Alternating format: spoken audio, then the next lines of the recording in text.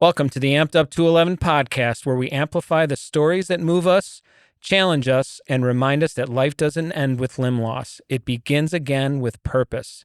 Today's guest is Tom Jalinski, a double amputee who's not just surviving, but taking bold steps towards something bigger, from founding a wellness community and launching a media project hiking 1,200 miles across Wisconsin. Tom's story is a powerful mix of grit, grief, and growth. In this episode, we dive into the mental battles, the physical grind, and the emotional breakthroughs that define his journey. And now he's turning every step into a statement. Stay tuned. This one's about purpose, perspective, and paving your own path forward.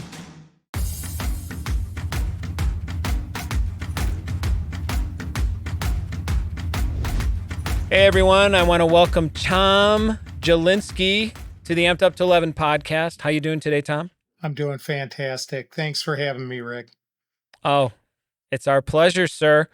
I want to obviously jump right into the 1,200-mile ice age trail hike that you are doing, but that's just a teaser. Before we get to all that good stuff, I've done a bit of research on your story, and I appreciate that. You've done other podcasts. You've been pretty visible in the community. And of course, I appreciate how much of an advocate you are and the awareness that you're creating for us. So why don't you walk us through pretty quick, how did you end up an amputee? Thank you for them compliments. I appreciate that. I'm still working on the advocacy part. To make a long story short, I ended up with random infections that were unexplainable. Actually, they didn't appear through the normal channels like through a sore, or it was an infection that would turn into a sore. That rapidly turned into osteomyelitis, and I started my 20-year battle with osteomyelitis. So my left below the knee amputation was number 14. They kept taking piece by piece by piece. And I had that in 2017. And then my fight with osteomyelitis continued until 2022. And what finally stopped it was in 2021, I had my right transmetatarsal amputation. So during that time, we discovered the root cause, or what we think is the root cause. There's really no certainties here. But in our family, we have pretty extreme vascular issues that start early in life. And in a lot of cases, it really doesn't affect our life expectancy. We live into our 80s anyway. We just struggle with clogged arteries and stuff like that. Just a theory, though, I didn't really start struggling with that until about 7 or 8 years after the treatments for infection. So who knows what came first? But that's it. That's it in a nutshell. So, Yeah, and as many of our listeners know, managing chronic illness can be incredibly difficult. It's a very, very difficult path to walk. No pun intended. So double amputee, and were you, just going back to the trail hiking, were you pretty active in terms of, were you on the trail before you became an amputee, or is this something that you discovered post-amputation? so when this started, in my late 20s, early 30s, I was living in Wisconsin and semi-retired. My construction business that I had was going fantastic. I pared it down to just myself and sort of ran it as a part-time business, and was involved with hiking, rock climbing, maybe even some more extreme mountain biking and skiing, snowboarding sort of sports. I was in really excellent physical condition, and the outdoors is really where I found found my peace in life, and was really part of my enjoyment. They were developing the Ice Age Trail then, so I only lived one of the segments. I only lived about 2 miles from it, so I started to explore the segments of the Ice Age Trail then.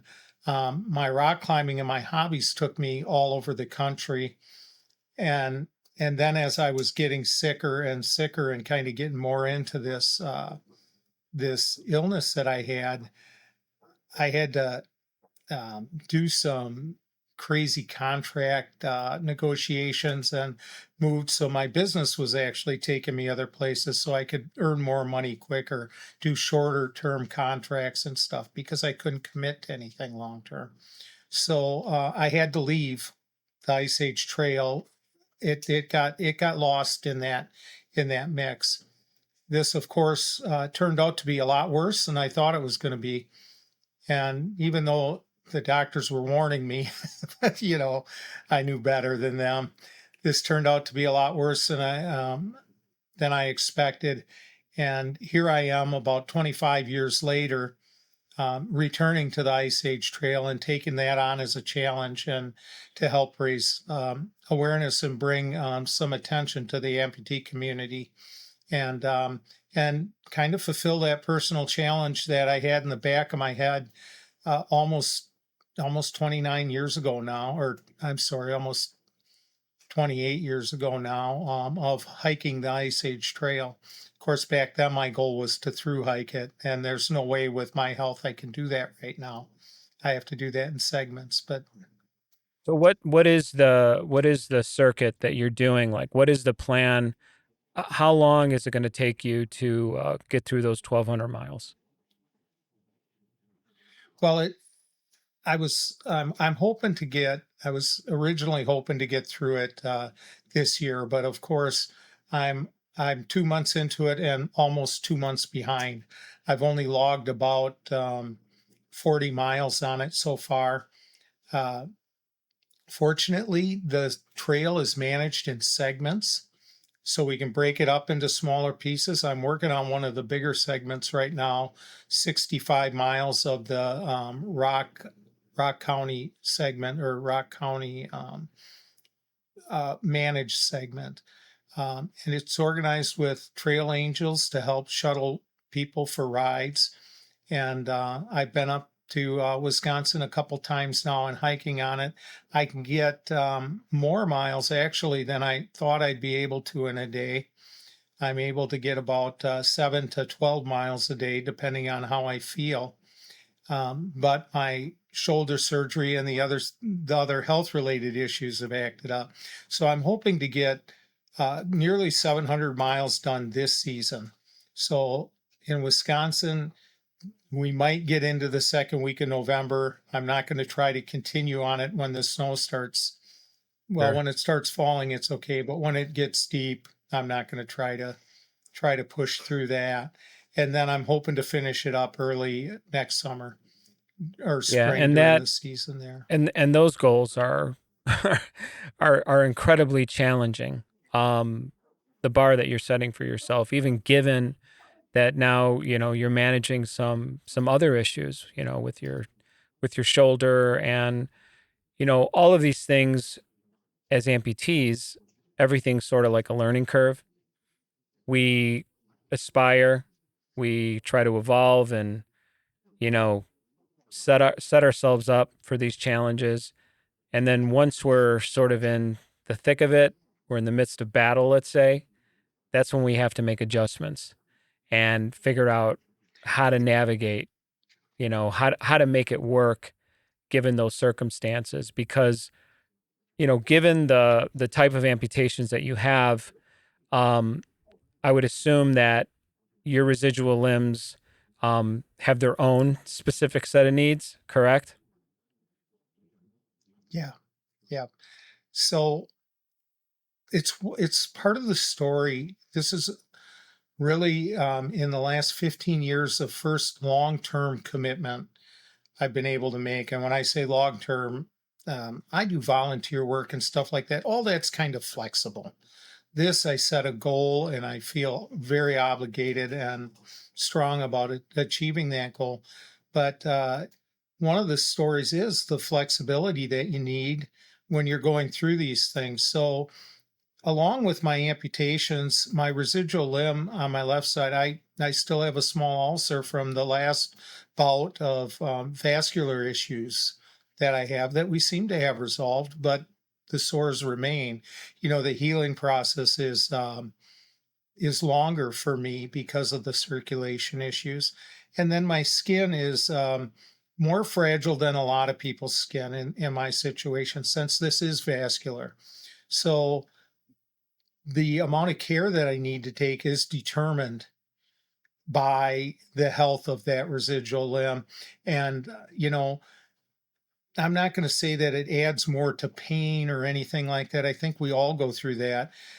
These prosthetics are wonderful. They help us with our mobility, but they're not exactly comfortable. I don't think I would ever breathe that. So we have to be conscious of all that, and that limits us in our commitment, and we need to be extremely flexible Well, I always in feel our like, endeavors. yeah, I always feel like our prosthesis, because everyone's different and we all have different activity levels, but I always feel like my prosthesis, it's kind of like a gas tank, and there's only so much fuel that I can burn. And when I'm empty, I'm done. Like, get this thing off. Like, I'm done. And for everyone, depending on activity level, how long have you been an amputee? What activities do you engage? Are you just someone that just goes to work and walks and, doesn't really challenge yourself physically?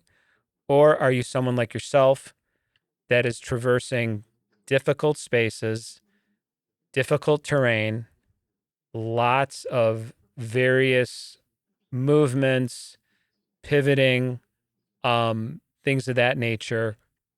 Uh, all of those things can really push the boundaries of what a prosthesis can do. Is there anything about the hardware you're wearing now that you wish was different, or some feature or something that it could do that it doesn't necessarily do, where you'd think, well, that would be nice if I had that? Yeah. Well, I love the analogy of the gas tank. That's perfect. But as far as improvements, it is knees don't make very good ankles. And that's what happens, when you have a below the knee prosthetic. So some of the biggest like injuries that I get from doing nothing, I can get it on walking on pavement. But when you're on rougher ground, it's even harder on. But your knees just were never made to be an ankle, and if there was a more responsive option than I've had some mechanical ankles that could offload that pressure or help pick up that slack and relieve the stress on my knees. And then there's since I had I'm kind of concentrating on that left side, but my right side, with that being compromised, um, my balance has really been affected, and I really don't know if there's anything that you can do to help, or a person can help with foot structure. I haven't found anything um, that's for me worth doing. The orthotics and stuff, yeah, they help you be a little more comfortable, but they sure haven't helped me with balance. So that adds to an energy draw when you're falling, stumbling, or even feeling like you're going to fall, and your body's trying to adjust to that. So them two things are major challenges for me every day. The other thing that's a major challenge is when I do run up against it, like you say, when my tank is out of gas, using your analogy, I never know how long it's going to take for me to recover. Sometimes it's an entire day off, sometimes it's 3 days off. that I need to really be on a very limited basis. So it's on the downside, it becomes debilitating really quickly. You feel like being an amputee and challenging yourself in the way that you do you feel like that has created a much more awareness? Are you more in tune, or should I say much more in tune with your body than you were, let's say, in your construction days? Because obviously coming from construction, I'm assuming, were you trade born? No, no, but I did start young. I started in Okay. my teens. And was there any aspect of your job, your career, that you tested your body where you were physical? That's the part I loved about construction. So physical fitness and performing at my top ability has always been important to me. I used to base my life on achievement, and for me, aware of my body, that became an old habit that stuck with me through the amputation. But it's more aware of what I needed to change, or the biggest challenge was being aware of my mind, because in the past I always pushed myself far beyond, but my recovery time would be overnight. I'd wake up, I might be a little sore, I might be a little tired, but I could keep going. Now, if I push myself, which I could still do even through the pain and everything, I might be off for a week or even a month, depending on that. Or if I push myself through to the source and end up with another infection, that could turn into life threatening again, and I could be back in that situation. On the other hand, the physical part serves me well because of my vascular issues.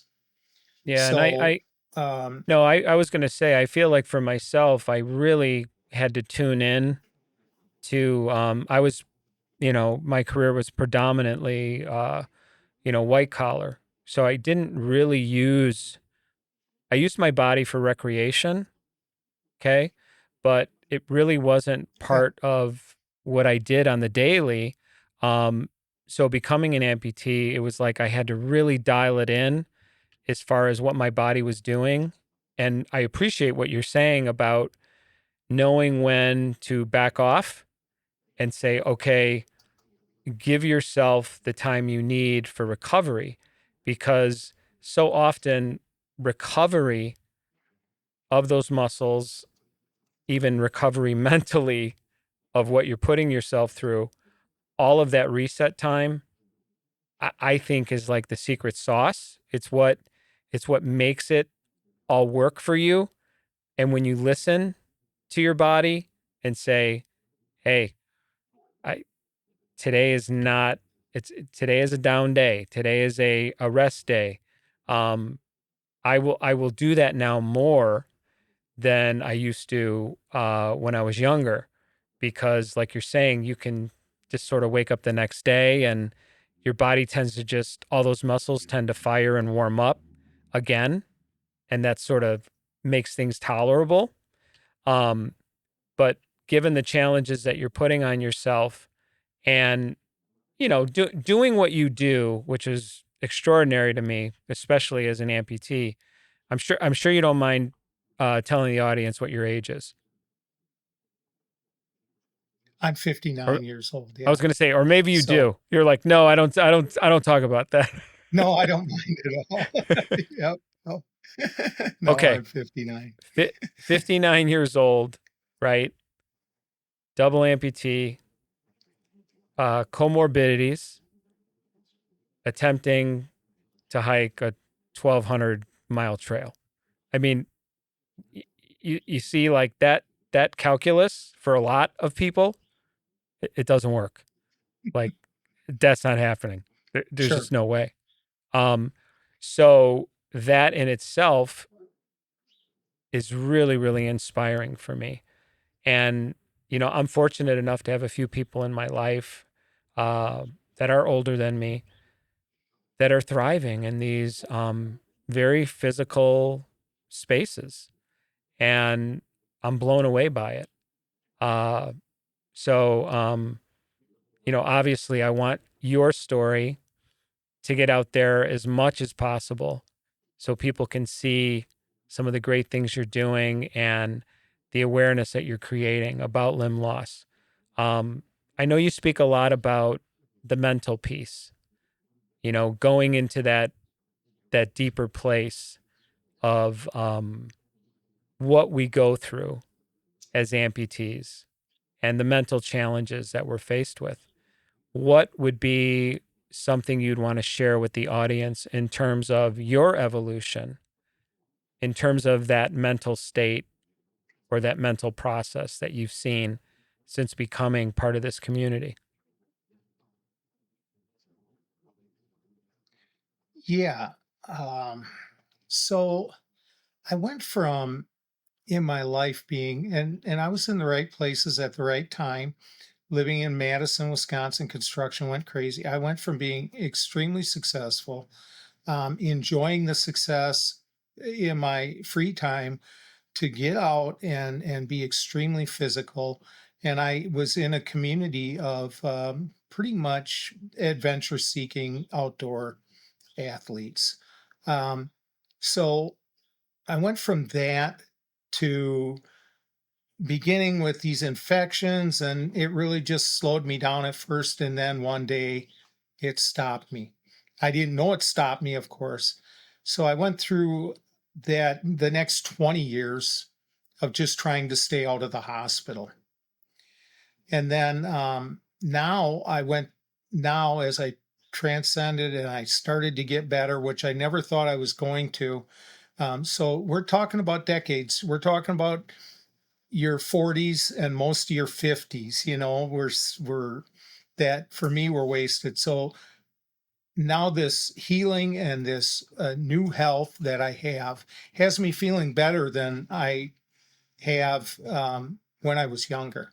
So I'm kind of looking at this like a new beginning. So that helps me thrive and helps me.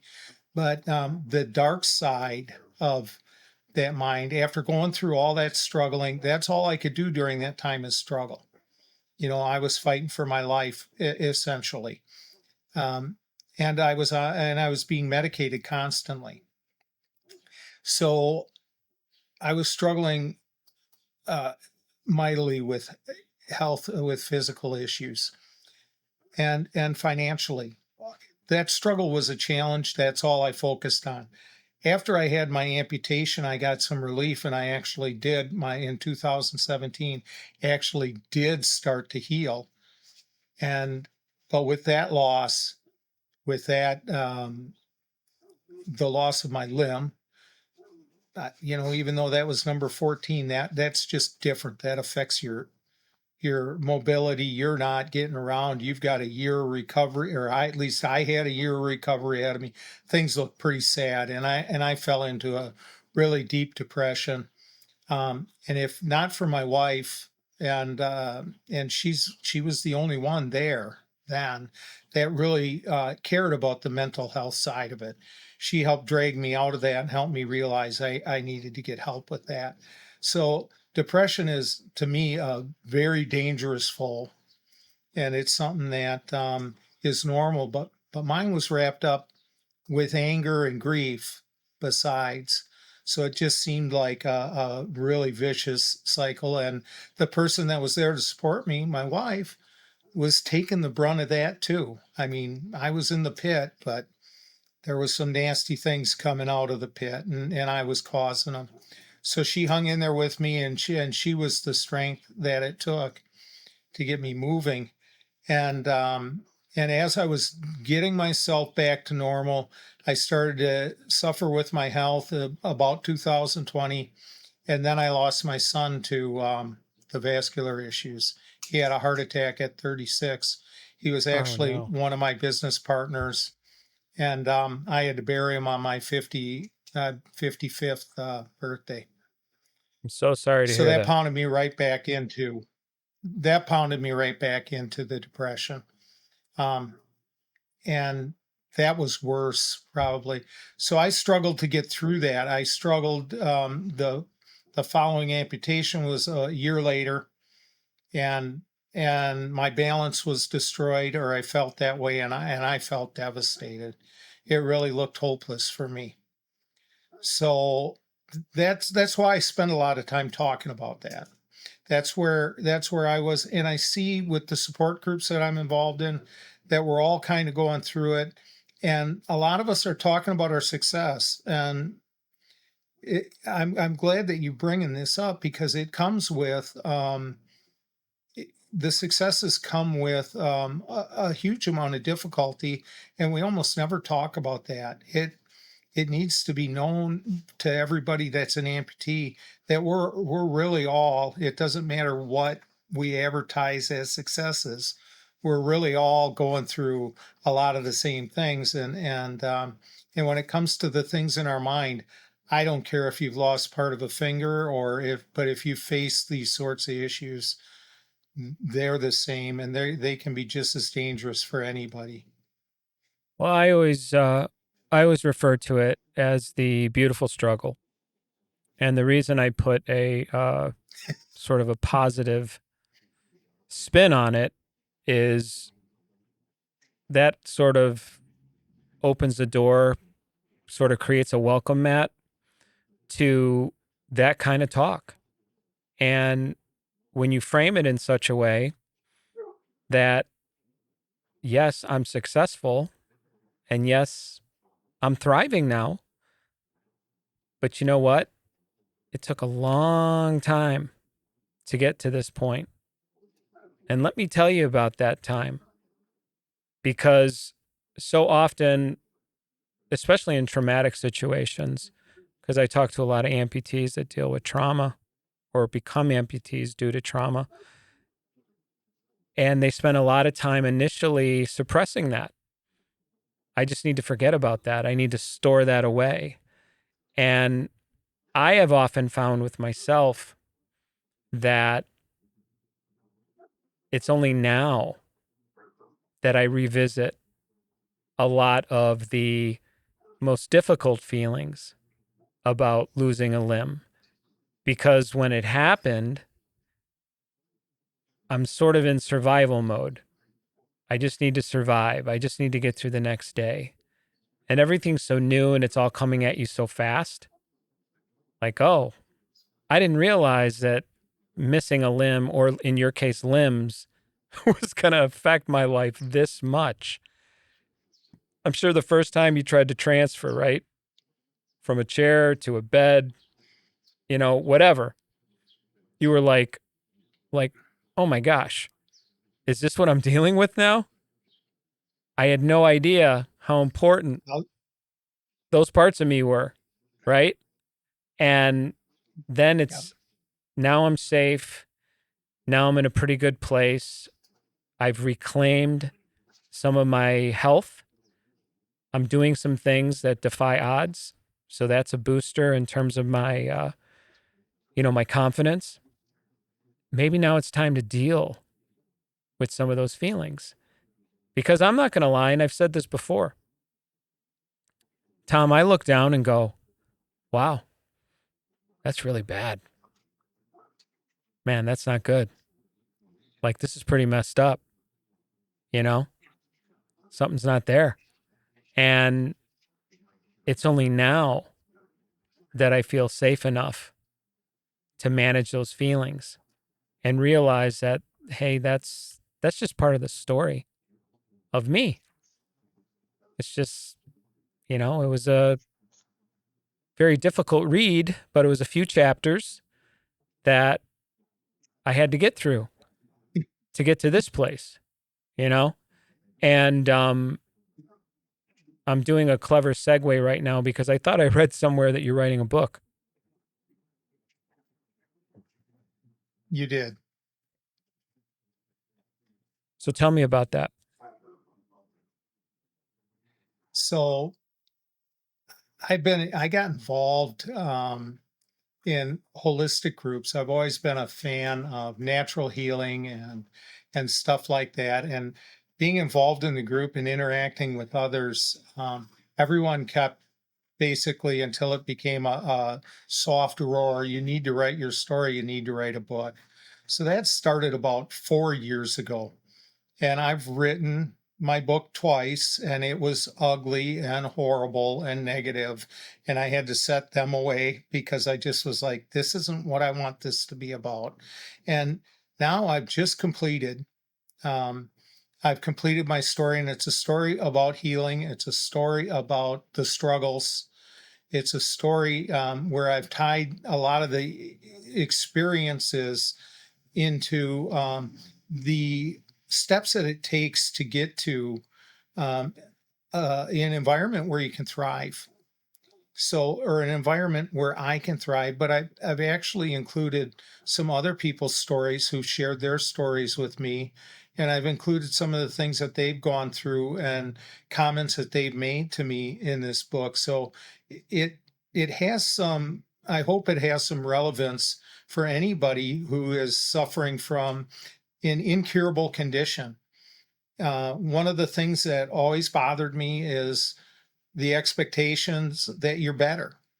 You know, when I had my amputation, the first major amputation, my below the knee amputation, I said to the doc, how long is it going to be before I could throw on my prosthetic and like a shoe and get on with my day? And he just looked at me and said, oh, probably about 6 weeks. I said, well, that don't sound too bad. Well, it wasn't 6 weeks when I got my prosthetic. I was nowhere near ready for it in 6 weeks. But I was healed according to them. My sores were healed. Their part was over with. So that's the starting point. That's where we start with our journey to getting to the points that we all land in, no matter what they are. I was at one of my amputee support groups, the beginning of the month here. I'm involved in a couple of in-person groups, and there's a gentleman there who is a quad, and he lost his limbs to sepsis. So, it was basically overnight. And sitting with him and talking to him and see how far he's come is really inspiring for me, to see the things that he's able to do. And then for me, knowing from a healthcare standpoint, they got him through this, so now they consider him cured, and Yeah. he's just beginning his journey, and he knows that. And well, he doesn't quite know it looking back like I do, but it's just really important, I think, to talk about them things. And I think we all go through it. I want the premise of the book to be positive and thankfulness, and growing into that, knowing it's okay to go through the chapters that are about depression. And I've shared, that was mostly my personal experience that's shared in that. That's pretty deep, and that gets pretty ugly at times. But then the thriving part of this, even with the thriving part of this and the things that I feel like I'm achieving now, I'm actually more proud of the ability to return. Tomorrow, I'm going to go volunteer for Habitat for Humanity. My ability to return to some of the things that I volunteered for in the past and do the volunteer work. I'm more excited about stuff like that than the physical stuff now. I'm more excited with being present to help and to help others. So that's really what I'm hoping this book does. I'm looking for trying to find help publishing it right now, and moving forward there. That's the stages that I'm in. Yeah, and I think I think storytelling is incredibly important. Um, I I'm fortunate that I've been able to publish a few things. Not a full book per se, but a series of articles, or I'm always journaling, and the written word to me is so precious, and it's so important, especially when we get into these community spaces, and we're trying to tap into those energies and express ourselves in a way that will resonate with people and help in terms of guidance and even practical knowledge. So I think that those types of endeavors are incredibly worthwhile. And I certainly wish you luck in that space. And, you're right. Things get ugly. Things do get ugly sometimes. And, how we manage things when they're most stressful, when they are most, catastrophic, I try to press into the idea of, well, that's when we find our true character. It's easy to live life when everything's going good. I think you mentioned it, Yeah. Yeah. I'm successful. Yeah. I have my personal interests. Everything is clicking. Everything is good. My toes are tapping. And then something shows up and says, well, you're not going to have that for a while. And we're going to see where you come out on the other side of that. And I always refer to my own illness, which was about 4 years, to the dark forest. I went through the dark forest for a while. And hopefully we all come out on the other end of that different, and different in a good way, different in a more conscientious way, a more deliberate way, so that we can face those new challenges. But one of the things that you said that, that really resonated for me was, amputation is not a cure. I mean, that's so on point. It's such a starting block moment. It's for a lot of people, it's day one. And I've talked to a lot of different amputees about that concept, what was your day one? Because we know that limbs don't grow back. They haven't figured that out Right. yet. And we know that at some point we have to engage. We have to accept this. And there's that moment of, okay, this is how I'm going to live my life now. And there are amputees out there that day never comes. That day one never arrives. It's just this sort of pause. It's like getting stuck in the mud, right? I can't get out of this ditch. It's just not going to happen. Yeah. So, for someone that is in that place, stuck, I mean, what would be the advice you would give them? I have given some advice in person to people that are stuck. And I feel like it doesn't work, but I'm going to repeat it anyway because I think it's the key. You brought up the first time I transferred. I woke up after surgery. I'm laying in this hospital bed and I'm ready to be independent.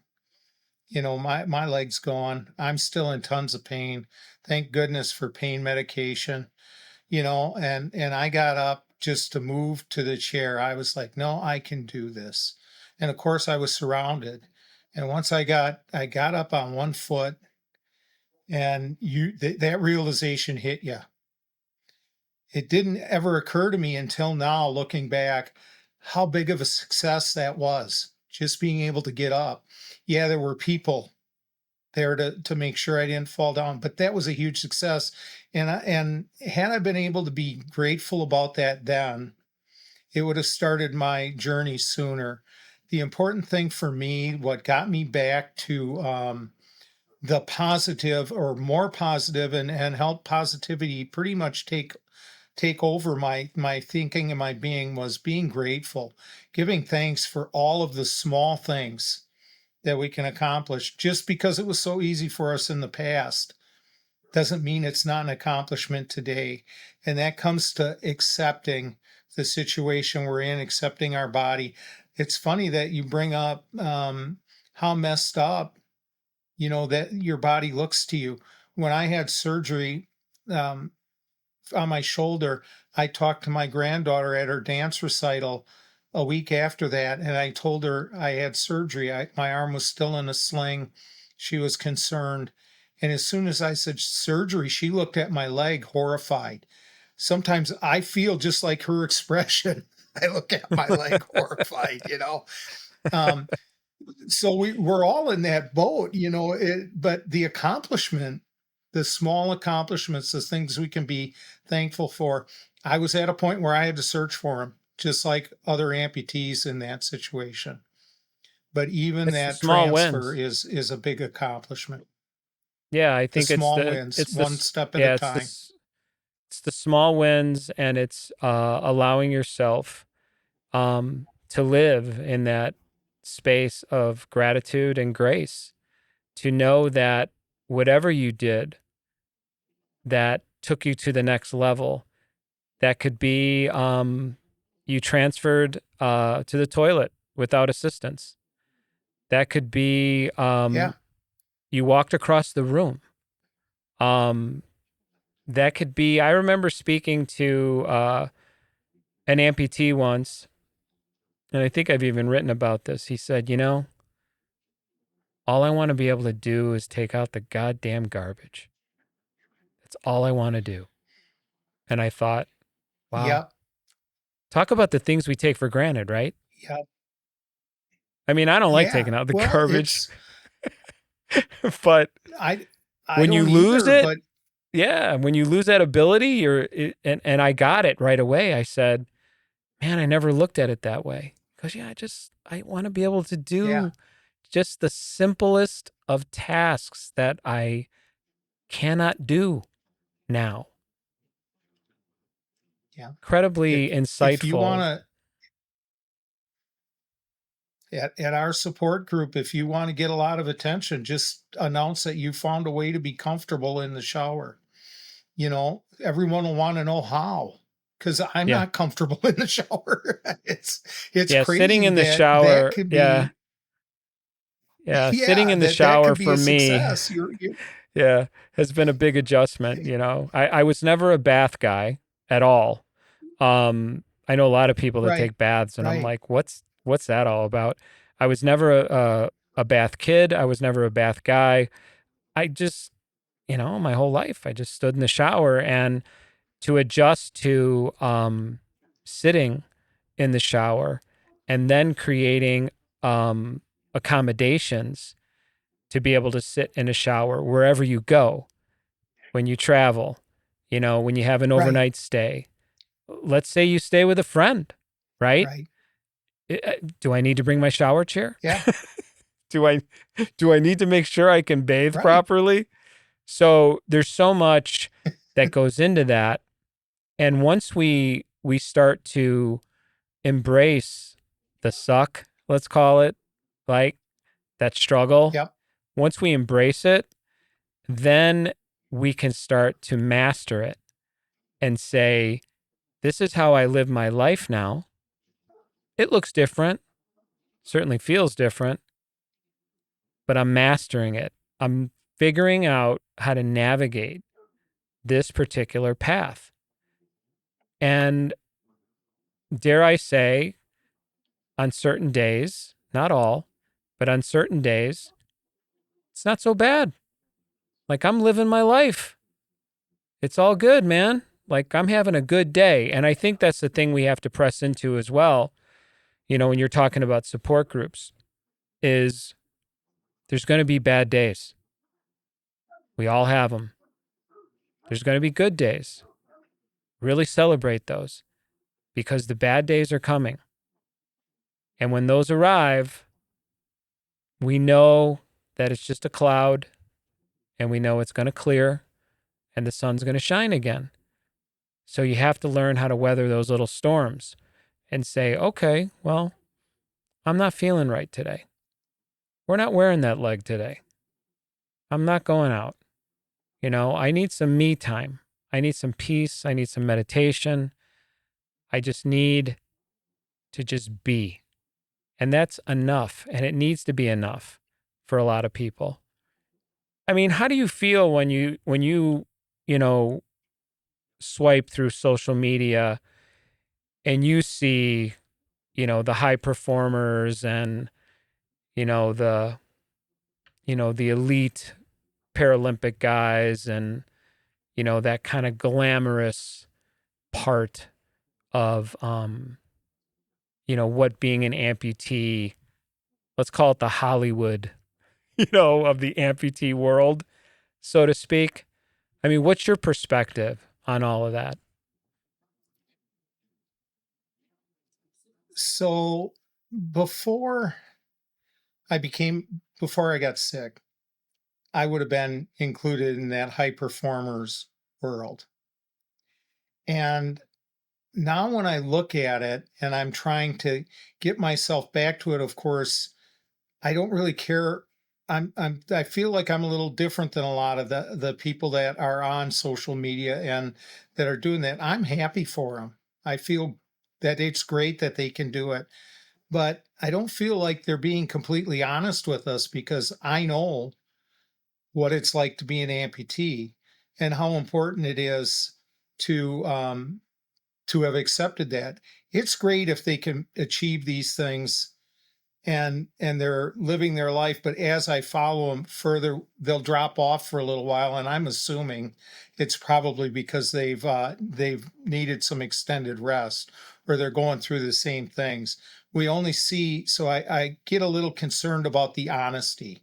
It's nice to be up there on the board. It's nice to have that attention, and I'm afraid of the message it's sending to all other amputees. I go back to my first experience with the National Amputee Coalition. I went out there. It was incredible, incredibly positive. I was still kind of getting used to being depressed. I was one of them people that was probably never going to get over this. And it helped lift me and encourage me. But I met other people that were in the same boat. And I'm sure at least one of the other people I met, are probably still in that boat. They're still struggling. They've never been able to find that place where they can step out. I think if we can be honest about that, or be a little more honest, and especially if a high achiever could be a little bit more honest about that and real about it, maybe we could encourage some people to join us. It's a small step built on a lot of habits, and for me, it was gratefulness. I kind of keep going back to that, but the gratefulness just trained me to help build out of the darker days. So I'm happy when I see it. I try to put it in perspective for my life and how it relates to my life. And then as I look to the community and other people in support groups and other people that I know, I have a friend who's, I think in her sixth year with an above the knee amputation, who's working on still learning how to walk with her prosthesis. And she's making huge strides now, but she was in that wheelchair and stuck in that dark place for the first part of it.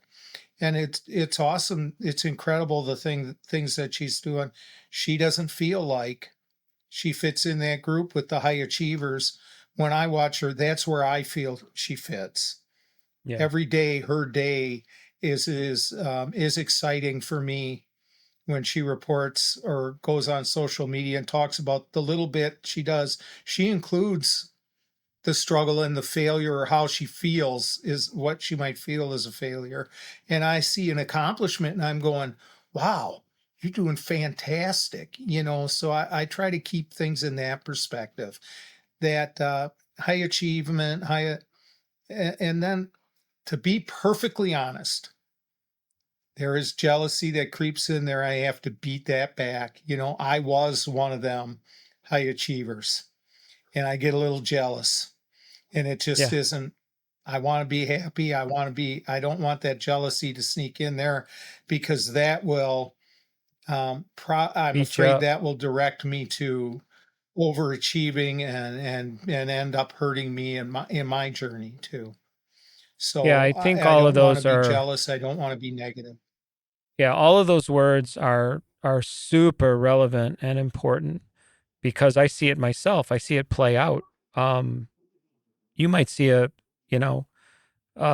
single post and just start reading the comments and go, oh boy, like there's a lot of emotional baggage kind of, crisscrossing here. And being able to celebrate someone who is on their specific journey, their specific timeline, is such an important part of what we advocate for in this community. Someone will say to me, well, when did you resume, your life? And I'll say, you mean, when did I kind of feel normal again?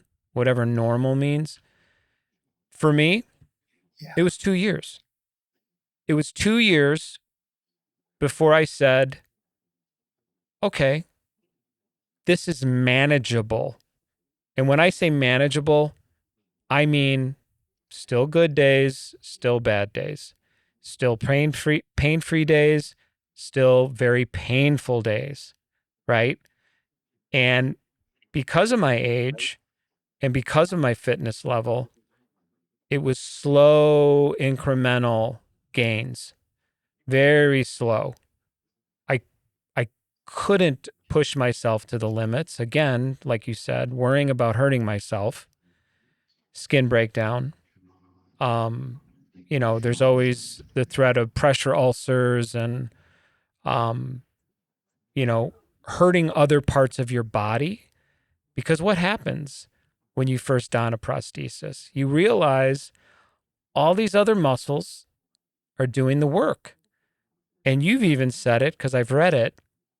How much more does an amputee expel in energy than an able-bodied person to do the same activity, right?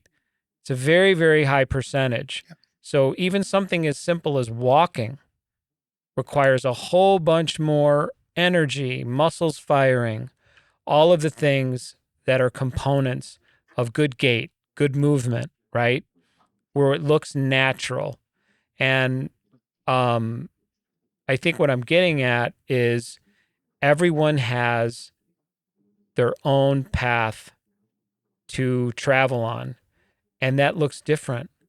That looks different for everyone. And I do see the resentment build or the jealousy build. And I try to maintain a perspective of different person, different situation. And like you just mentioned, you never know the whole story. You're seeing the best part of them. You're not seeing when they're laid up in bed, okay, because their limb is so swollen from training yesterday, they can't even don a prosthesis right now. And I had a prosthetist early in my journey. I always had this fascination with amputees that were running, because I had this new baby bird residual limb that was angry like all the time. And I kept, I kept thinking how the hell does someone run in one of these? And my prosthetist said, listen, you're new to this. Even once you get to a point where you can run, what you're going to realize is that those people spend a lot of time recovering, a lot of time, because they're not superheroes. They're just people. They're not going to show you the sores, the skin irritation. They're not going to show those things to you, but they go through it. And she said, because I see them. They come to me. I fit people with sockets, that are these high performers, and they struggle. They struggle a lot because they're doing things in the socket that at times, you and I both know, they're not always meant to do. So I think that healthy perspective is really important to maintain. But yeah, I I do see sometimes the divide grow between factions of amputees, and I want to discourage that, and I want to have guests that are more forthcoming, like yourself, in that conversation. And you're a great example because you've been there. You're like, hey, I was one of those people.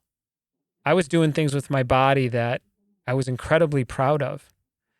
And I'm on a journey to reclaim some of that.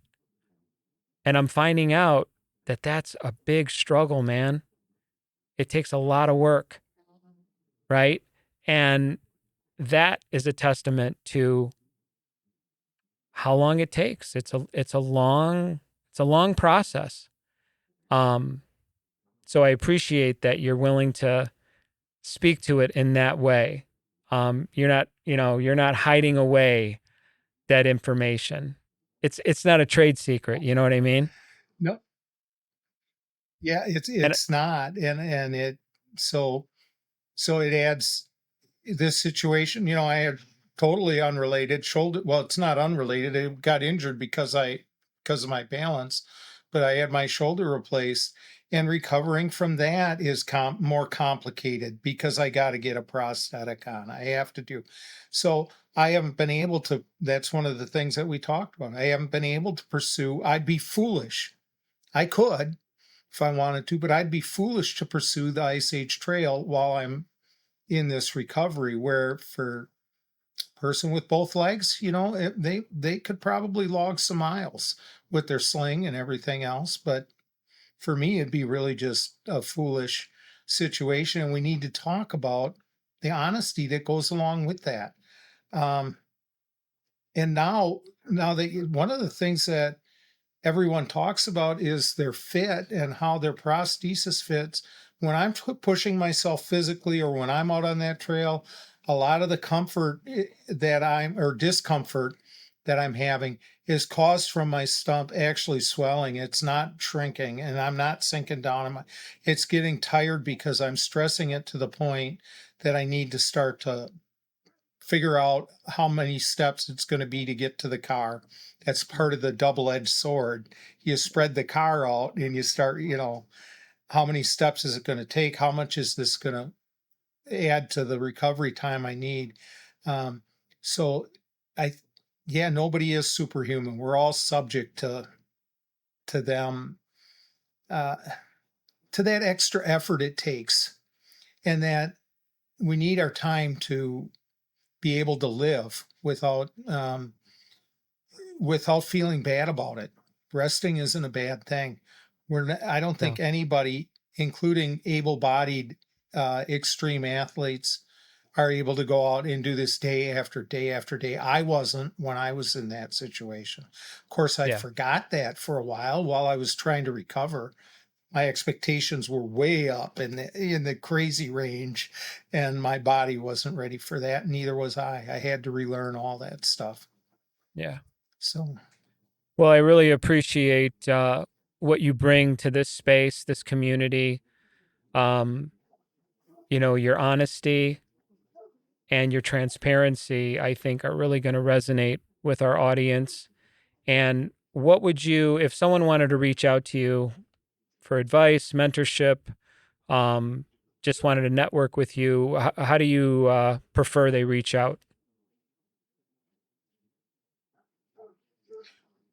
well, if it's something they want addressed very quickly, my phone number is the best way to get a hold of me. Text is best. So that's 217-216-0534. I have a Facebook page that is specific to this journey and the communication. It's called Path to Purpose. And that's really how I feel about it. The path is in relationship to the Ice Age Trail and the journey that we're on. And then the purpose is part of what I'm still developing. I can sit here and say, "Oh, I found my purpose," but I'm developing my purpose. I'm redeveloping my purpose, and I'm growing. And I love to talk to people. I love the interaction. Um, so either one of them places is the best two ways to get a hold of me. Tom Jalinski, thank you for that. I am on a path to purpose as well. Still trying to figure all that out. But thank you for being here today. Thank you for your honesty. My name is Rick Bontkowski. This is the AMP'd UP211 Podcast, and I want to wish everyone health and happiness. We'll see you next time.